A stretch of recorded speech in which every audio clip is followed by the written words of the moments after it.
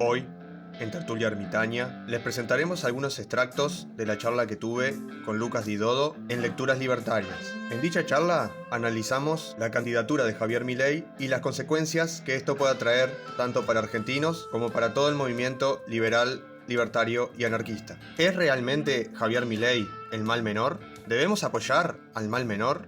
Este video puede servir de resumen de dicha charla y al final del mismo les dejaremos el link para que vayan a ver la charla completa en Lecturas Libertarias, el canal de Lucas Di Dodo.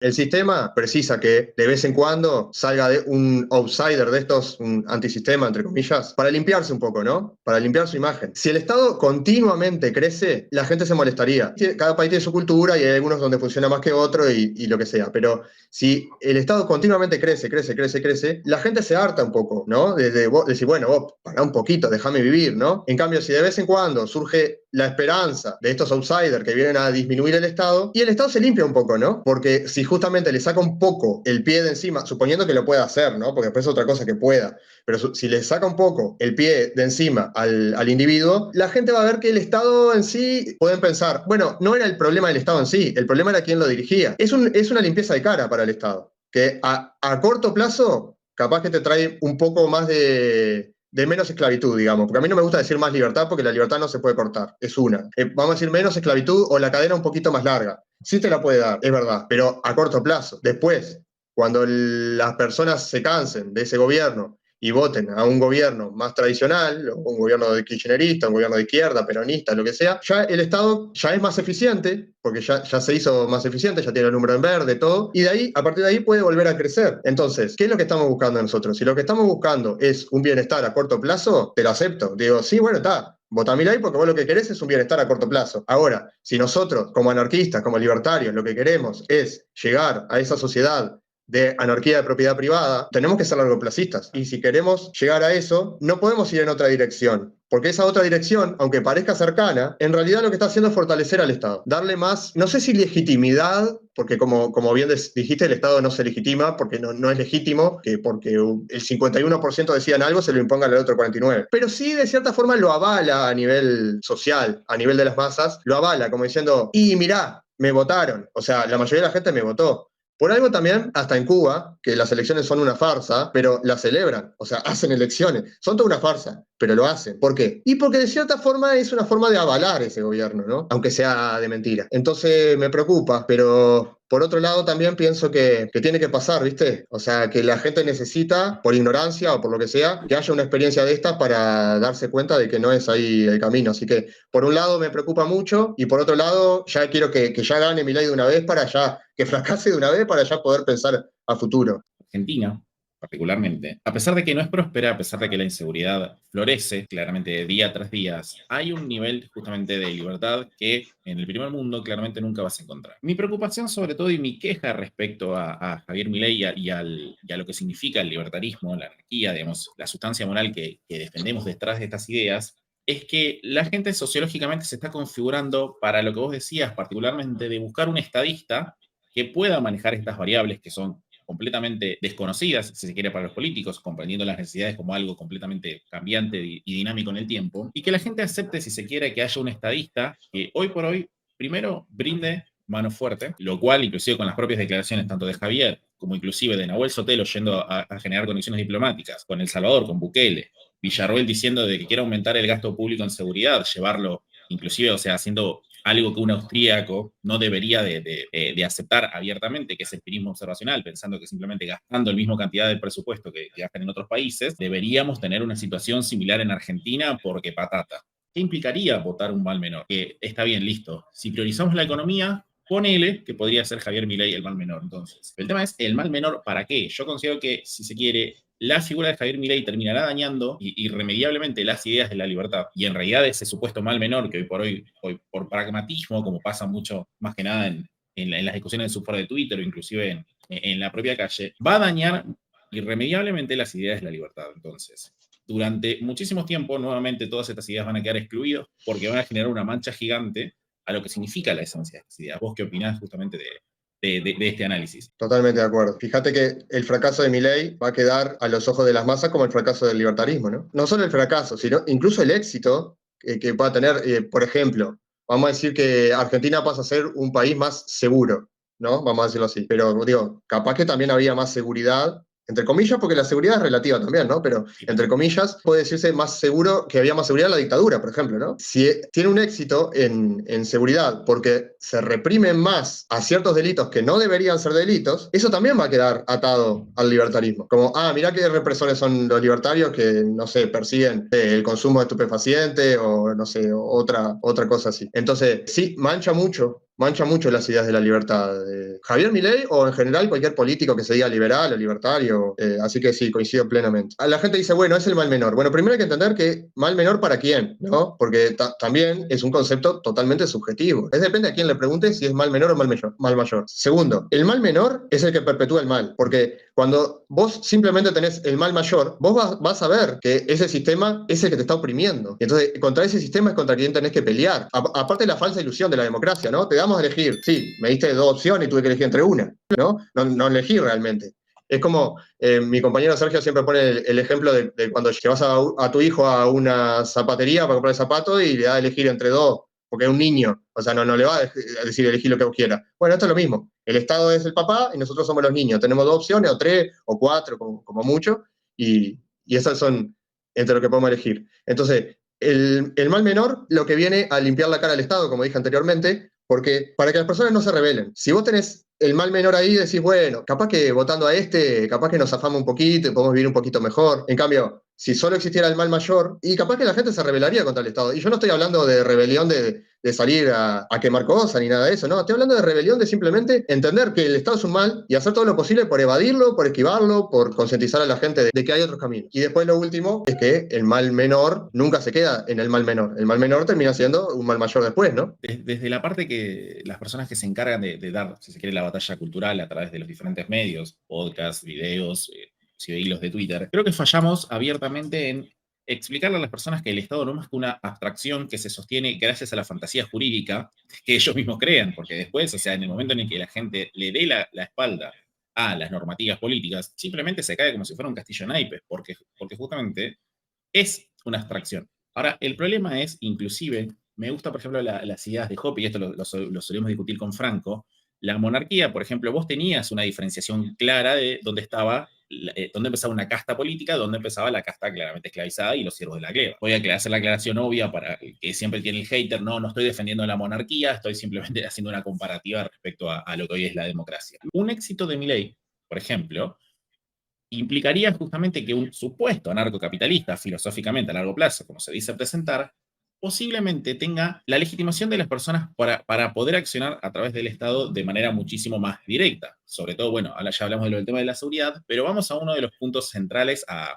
lo que justamente nos confiere la visión anarquista respecto a la economía. El ágora. Yo creo que un gobierno eficiente, digamos, un gobierno exitoso de Javier Milei va a atentar por completo contra el mercado negro. Inclusive hay declaraciones diciendo de todos los trabajadores que hoy por hoy están por fuera del mercado legal. Entonces, caemos en cuenta que este supuesto outsider viene a limpiar directamente la máscara de lo que hoy por hoy implica el Estado, esa deslegitimación, si se quiere, que existía, los desvanes que está sucediendo en Argentina con el gobierno justicialista, y por hoy comandado prácticamente por Sergio Massa, pero un éxito de Javier Milei implicaría que el mercado negro se va a ver muchísimo más reducido.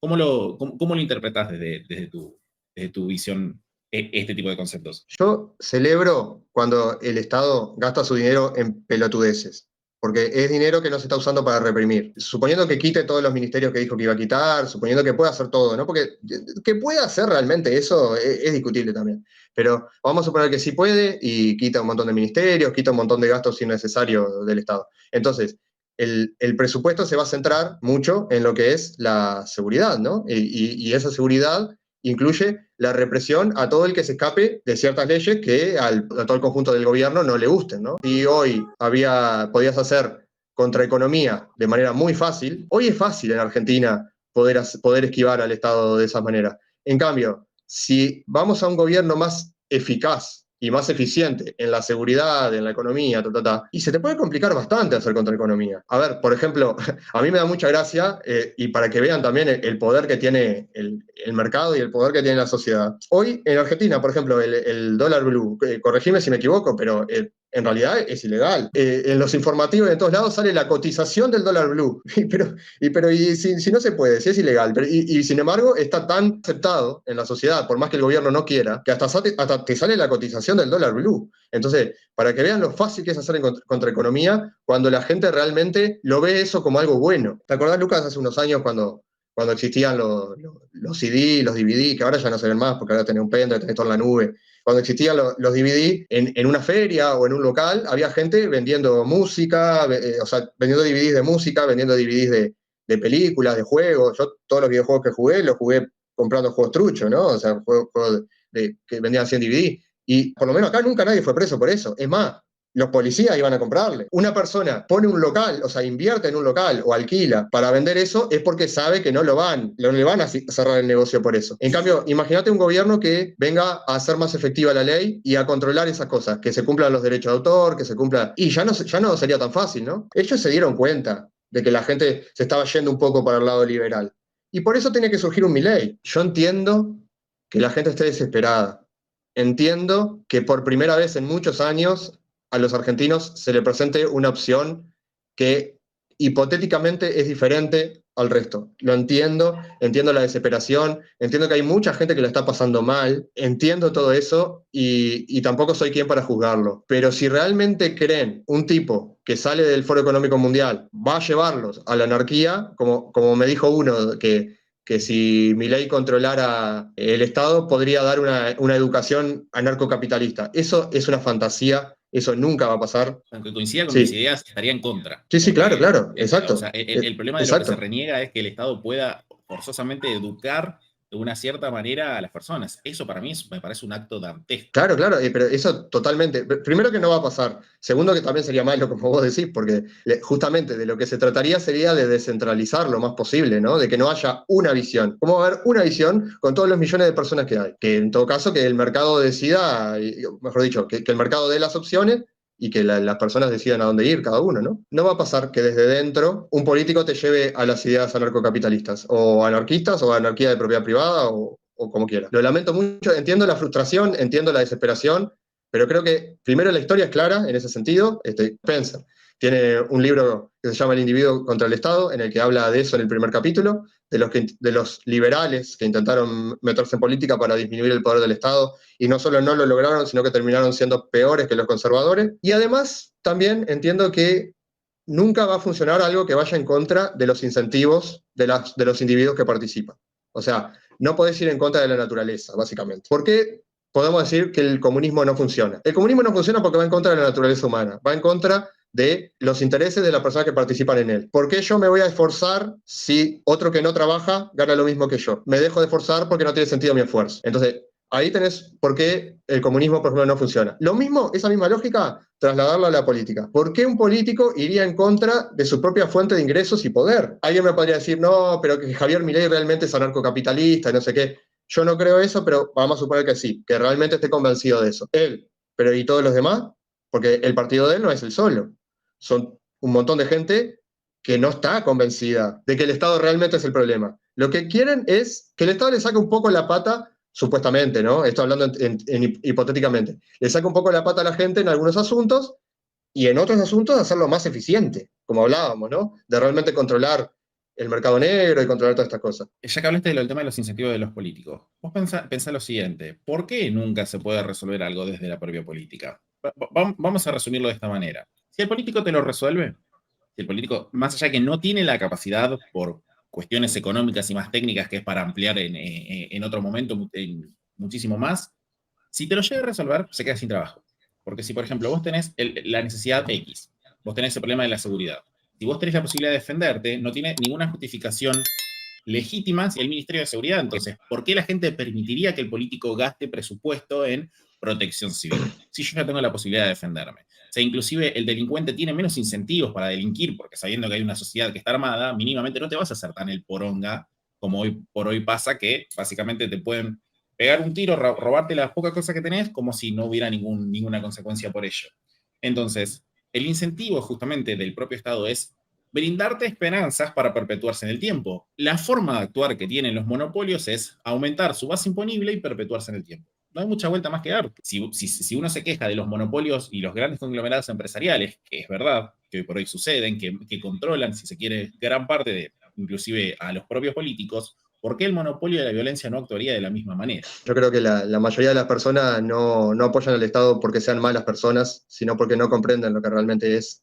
Y como dijiste vos, el Estado vive en nuestras cabezas, no tiene existencia real, no tiene existencia ontológica, vive acá. Entonces, depende de nosotros derribar ese mal. Pueden ver el video completo cliqueando aquí.